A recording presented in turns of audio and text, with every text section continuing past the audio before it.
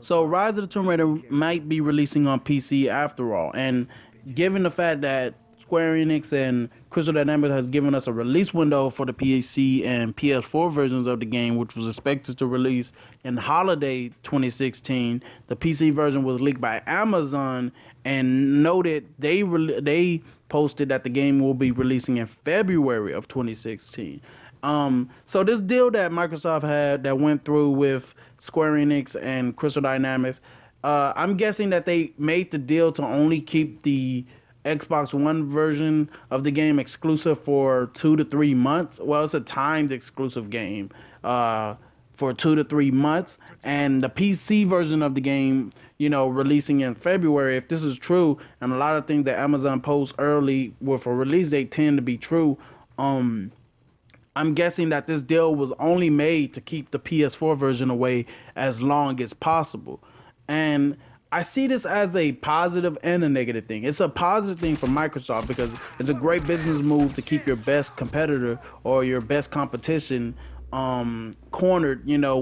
by not having the game that would have launched as a third party across all platforms, to keep this game away and use it to their, I would say, advantage to try to fight the games that are coming out next year that their competitors are releasing, such as Uncharted 4 or Zero Horizon Dawn, and plenty of the other titles that are coming out next year for the PS4. So Microsoft did a good job by keeping the PS4 version of Rise of the Tomb Raider away as long as possible, so that they can bring in more sales. Because a lot of people who are casual gamers who view TV commercials, a lot of the commercials that come on that are about Xbox One, if a Rise of the Tomb Raider commercial comes on,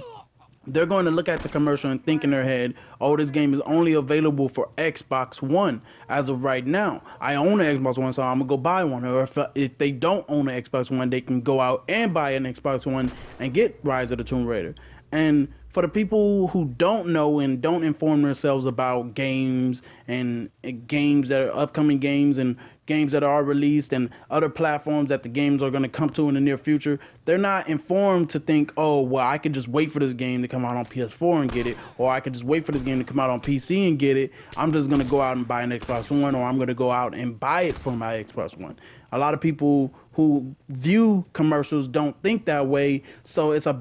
great business move for Microsoft to take full advantage of the game being timed exclusive on the Xbox One. But they never really use software to their advantage, meaning that when they do buy a timed exclusive game, it usually never sells well. It usually always kind of fly underneath the bridge. And it always seems as if the PS4 version or the PC version of a game that released that same game that they bought as a timed exclusive always seem to do better. And statistics always show this. A lot of the games that released on PS3 and Xbox 360, they may have released on Xbox 360 first and came to the PS3 either a year or some months later, but the PS3 version always seemed to show that it, I would say, it sold better on the PS3 or on PlayStation product. Games always tend to sell better on PlayStation products and the PC platform, rather than the Xbox platforms. And I find that a bit odd, but at the same time, I'm thinking in my head, like, a lot of the games that release on PC and PS4, they tend to have a higher success rate because of the fact that a lot of the people on PS4 and PC play multiple type of games. They play different type of genres. The Xbox platforms are pretty much known for the big dude bro shooters and heavy action type of games. And a lot of people who are gamers, they don't really buy an Xbox platform to play the third party big action triple,